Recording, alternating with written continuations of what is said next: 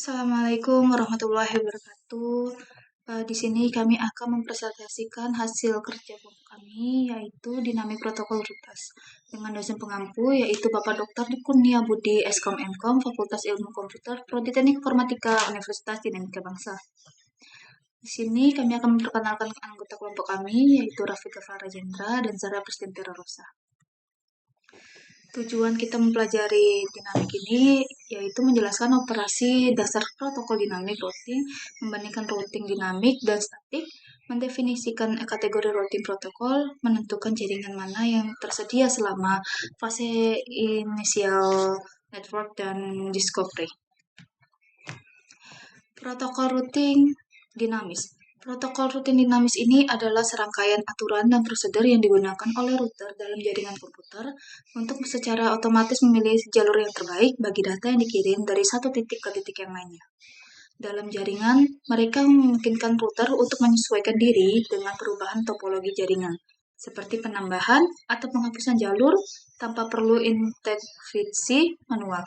Ini memastikan pengiriman yang efisien dan handal dari data di seluruh jaringan. Selanjutnya, kegunaan protokol perutaran dinamis. Yang pertama, ada routing protokol atau disebut juga dengan protokol perutaran, dan dua, kegunaan protokol perutaran dinamis. Saya akan menjelaskan apa itu protokol perutaran.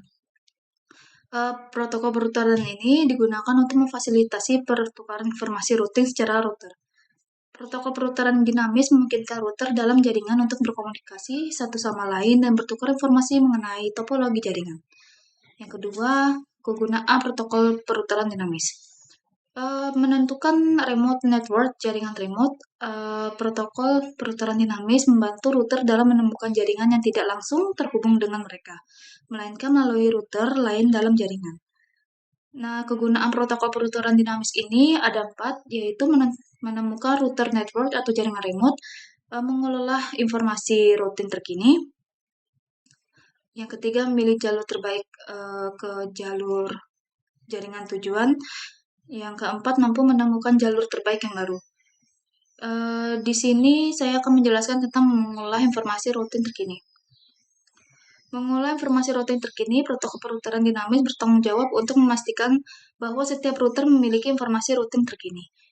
Memilih jalur terbaik ke jaringan tujuan.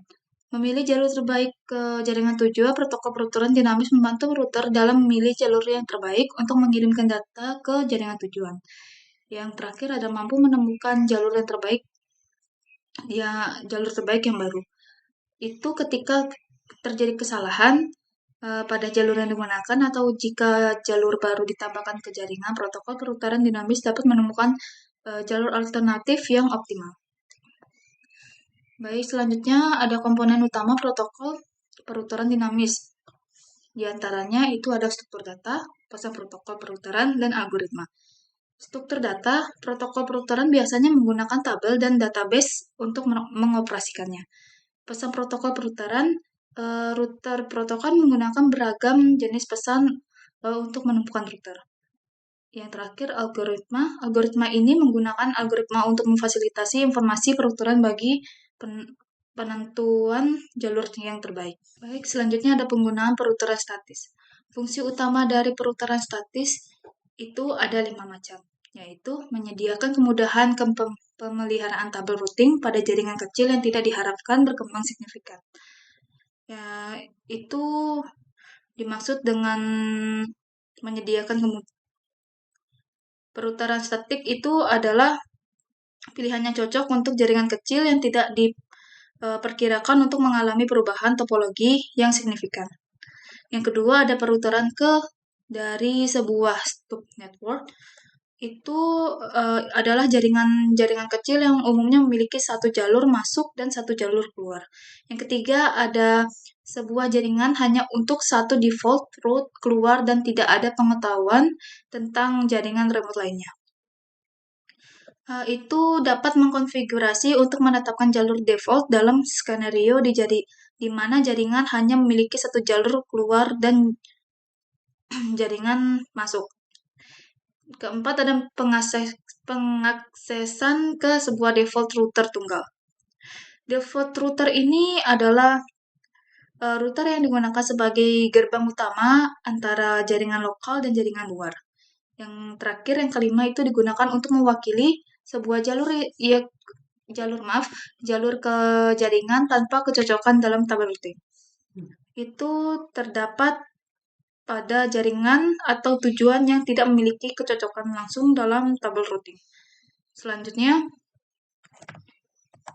kelebihan dan kekurangan static routing. Kelebihannya mudah untuk diimplementasikan pada jaringan skala kecil. Yang kedua, sangat aman karena tidak ada proses update routing seperti ada routing dinamik. Yang ketiga, router ke tujuan selalu sama. Dan 4, tidak diperlukan sumber daya ekstra CPU atau RAM. Kekurangannya hanya cocok untuk topologi yang sederhana atau fungsi khusus. Yang kedua, diperlakukan intervensi manual untuk perputaran ulang trafik. Kelebihan dan kekurangan dynamic routing. Kelebihannya itu ada 2, yaitu cocok untuk semua topologi yang menggunakan banyak router. Yang kedua, topologi beradaptasi secara otomatis untuk merouterkan ulang trafik.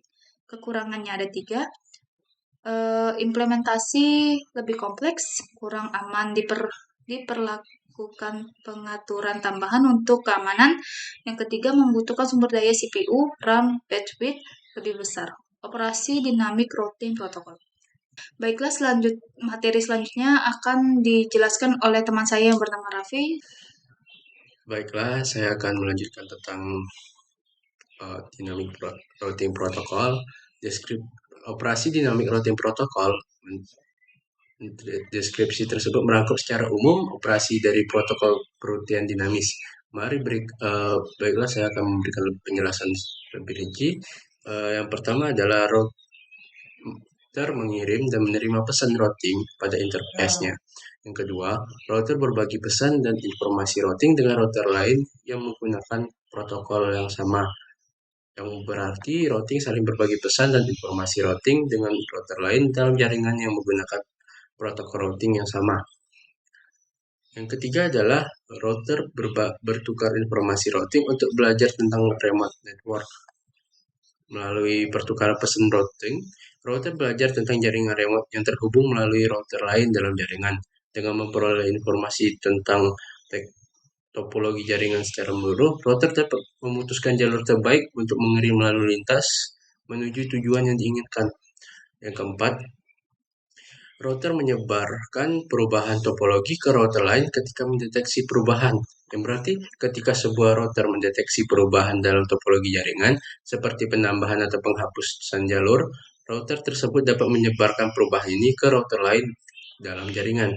Secara keseluruhan, operasi protokol perutian dinamis dirancang untuk memungkinkan router dalam jaringan untuk berkomunikasi, berbagi informasi, dan beradaptasi dengan perubahan dalam topologi jaringan secara otomatis dan efisiensi. Ini memastikan pengiriman data yang efisien dan andal dalam jaringan yang dinamis dan berkembang. Berikutnya ada call start. Saya akan menjelaskan secara singkat call start. Call start adalah merupakan kondisi di mana router atau perangkat jaringan menyalakan atau reboot dan mulai membangun kembali tabel routingnya dari awal dalam skenario yang diberikan. Seperti R1 menambahkan jaringan 10.1.0.0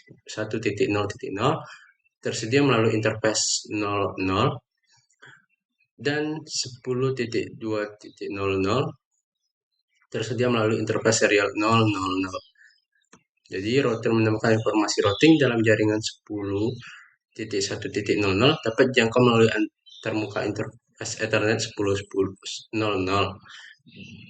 dan jaringan 10.2.00 dapat dijangkau melalui antarmuka serial 000. Ini menunjukkan bahwa R1 memiliki konektivitas langsung ke dua jaringan tersebut.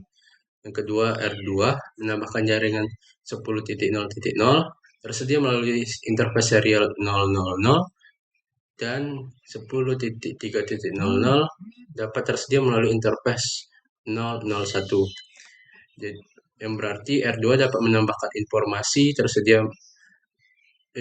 bahwa jaringan 10.2.0 dapat dijangkau melalui serial 000 dan 10.3.0 dapat dijangkau melalui serial 001.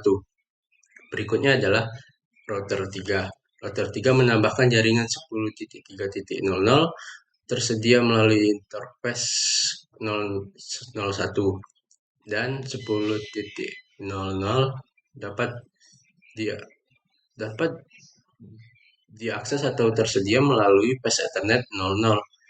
Jadi router 3 dapat dapat menambahkan informasi tentang jaringan 10.300 melalui serial host 001 dan 10.4.00 melalui serial Path Ethernet 000. Jadi dalam Cold setiap router akan membangun kembali tabel routingnya berdasarkan informasi yang dijaringan oleh router lain dalam jaringan yang diberikan oleh router lain dalam jaringan. Proses ini memastikan bahwa setiap router memiliki pemahaman yang akurat tentang topologi jaringan dan dapat mengirimkan lalu lintas dengan benar ke tujuan yang dituju. Routing seperti yang dijelaskan sebelumnya oleh teman saya, Dynamic Routing Protocol, saya akan menjelaskan tentang interior gateway protocol dan exterior gateway protocol. Interior gateway protocol digunakan untuk routing di dalam satu jaringan besar, seperti dalam satu perusahaan atau organisasi.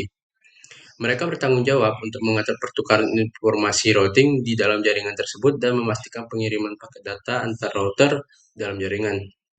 Jadi melalui interior gateway protocol ini terbagi menjadi dua, yaitu distance vector routing protocol dan link state routing protocol.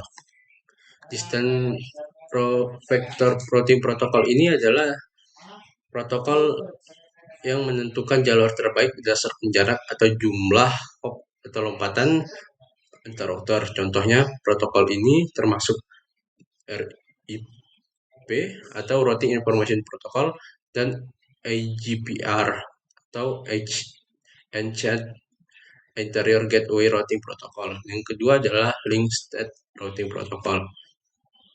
Protokol ini menentukan jalur terbaik dengan menetapkan seluruh jaringan dan perhitungan jalur terpendek. Contoh protokol ini termasuk OSPF dan ISIS.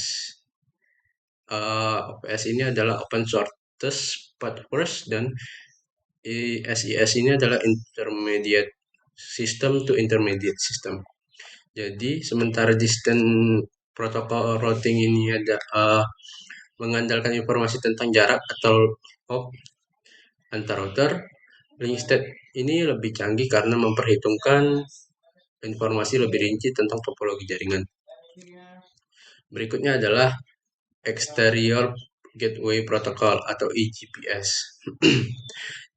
EGPS digunakan untuk routing antar jaringan besar, misalnya antar perusahaan atau antar autonomous system atau AS di internet.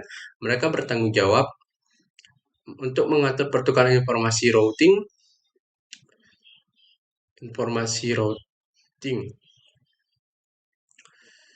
antara AS yang berbeda dan memastikan pengiriman paket data antar jaringan yang terpisah. Salah satu contoh EGPS adalah Path Vector Routing. Path Vector Routing Protocol adalah di mana BGP atau Border Gateway Protocol digunakan untuk mengatur pertukaran informasi routing antar jaringan besar atau autonomous system AS di internet. Dengan BGP, router di AS dapat berbagi informasi tentang rute yang dimiliki dengan router di AS lain, sehingga memungkinkan pengambilan keputusan yang optimal dalam mengirimkan lalu lintas dan antar jaringan yang berbeda. Dengan demikian, BGP berperan penting dalam menjaga konektivitas yang efisien dan andal di internet. Kesimpulan dari topologi ini adalah Interior Gateway Protocol atau EGPS digunakan untuk routing di dalam satu jaringan besar seperti di dalam satu perusahaan. Sementara Exterior Gateway Protocol digunakan untuk routing antar jaringan besar atau autonomous system AS seperti antar perusahaan atau antar AS di internet.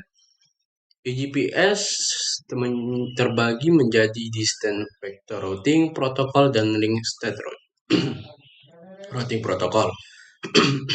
Sedangkan eGPS menggunakan Path Vector Routing Protocol dengan BGP sebagai contoh utamanya. Perbedaan utama terletak pada skala dan ruang lingkup penggunaan. Algoritma routing dan cara bertukar informasi routing di antara jaringan atau AS.